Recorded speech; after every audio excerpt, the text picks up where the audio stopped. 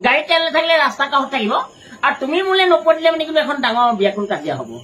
এই কথা দেউতাক বুজাই দিবা দেউতা অইলত কেইটকা পায় মোক কুকুৰটোৱে বেছিয়ে ভাত খায় অ'কে মাই গড আৰু প্ৰেমত কেতিয়াও ভেজাল নকৰিবা এই প্ৰেম বজাৰত কিনিবলৈ নাপায় আৰু বেচা কিনা নহয় আই লাভ ইউ শব্দটো বহু অৰ্থ আছে কাৰোবাৰ কাৰণে অৰ্থ নাথাকিব তামুলী কাৰণে আছে তামুলী নহয় মামুলী দিনটা মনত পৰে কালি পথালিকে শুই থাকিলো ইমান গৰমতো লেপ লৈ আছে নিশ্চয় মানুহৰ পাগল বুলি হৈছে ভাবিলেও উপায় নাই এতিয়া কি কম কাক কম বুজিবলৈও সময় নাই আলু আৰু পিঁয়াজ তেলত আহোঁতে গেলে তিনিচুকীয়াতে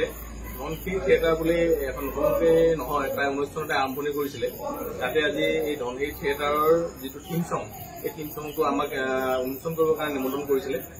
আপোনালোকে জানি সুখী হ'ব তাতেই আমি লগ পালো তামুলী দাক অসমৰ এগৰাকী বিখ্যাত ব্যংগ শিল্পী বুলিয়ে কৈছো আৰু ইয়াৰ লগতে আপোনালোকে জানি সুখী হ'ব যে অসমৰ এগৰাকী বিশিষ্ট কণ্ঠশিল্পী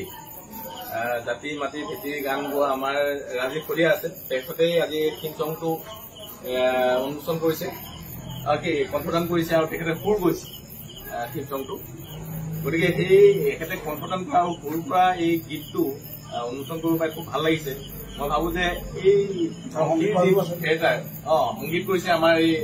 উদীয়মান যুৱশিল্পী পাৰ্থজ্যোতি বৰুৱা গতিকে মই ভাবো যে আজি এই অনুষ্ঠানটো খুব সুন্দৰ হ'ব খুব ভাল হ'ব আৰু আগবাঢ়ি যাব তাৰ লগতে আমি যে লগ পালো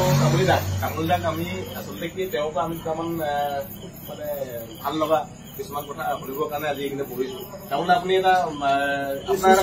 সুস্মিতাৰ এই কথাটো অকমান কৈ দিয়ক আপুনি খুব ফোনত কথা পাতে আপোনাক খুব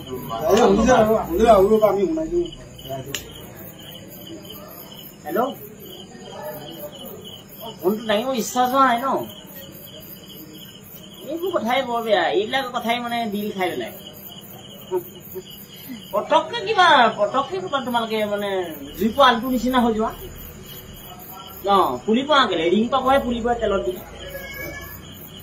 মোৰ প্ৰতি ভালকে থাকিবা ব্যৱহাৰ প্ৰতি ভাল কৰিবা তেতিয়া মানে ভাল হৈছে চিন্তা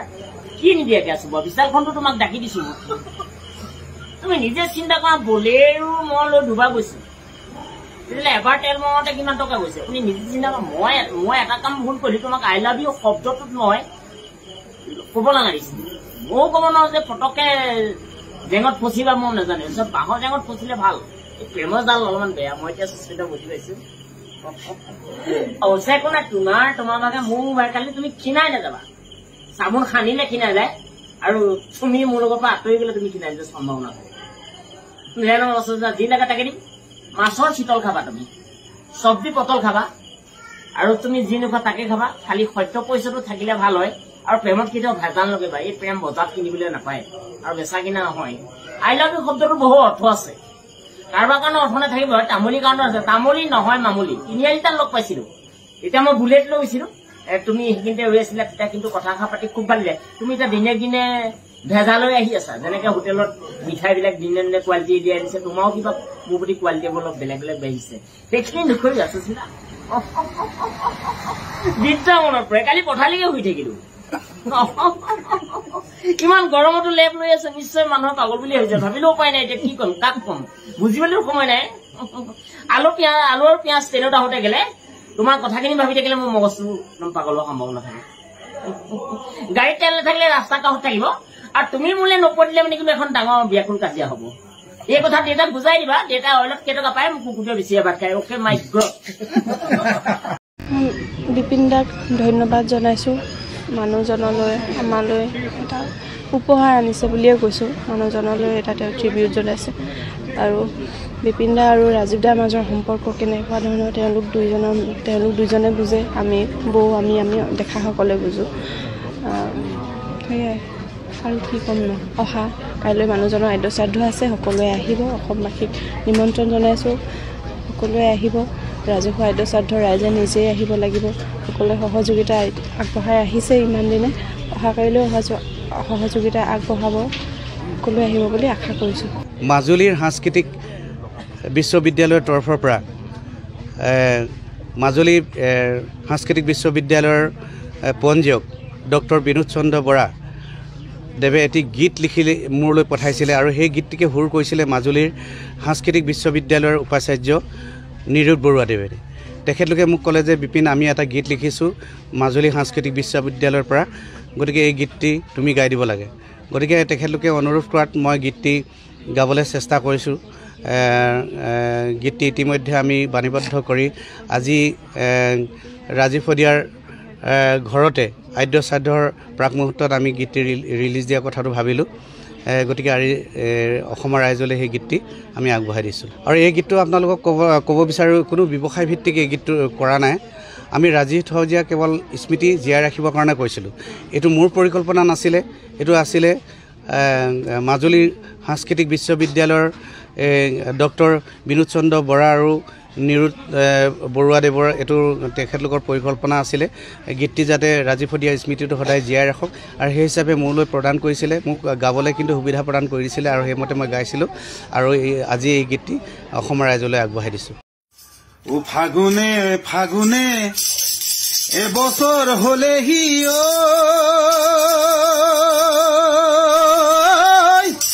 মই নাযাওঁ,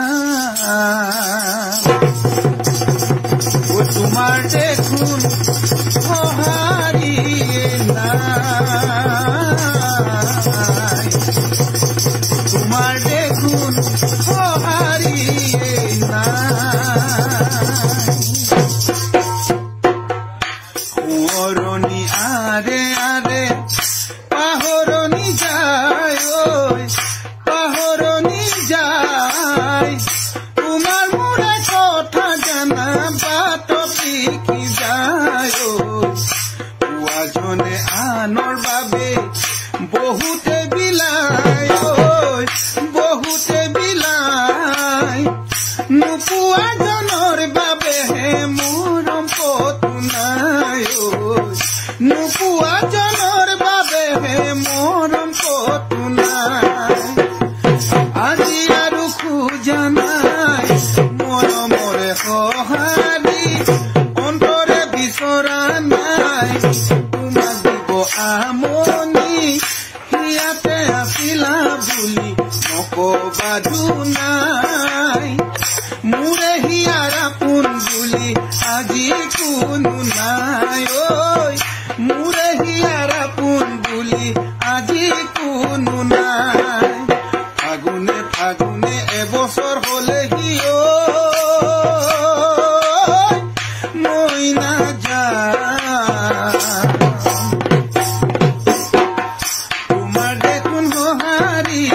নাই, তোমাৰ দেখোন সঁহাৰি। লুইতখন ভৰিলে বিহ মেটেকাৰে, পাৰত ভৰিলে যাবৰ, পশ্চিমৰ বতাহজাক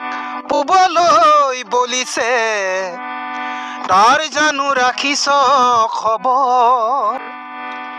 হেৰ অসমীয়া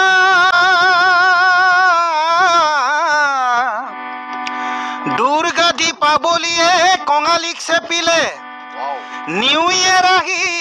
ভোগালীক নাখিলে, পশ্চিমৰ বতাহে ৰঙালীকো চেপিছে, অসমীয়া জাতি আমি কোন দিশে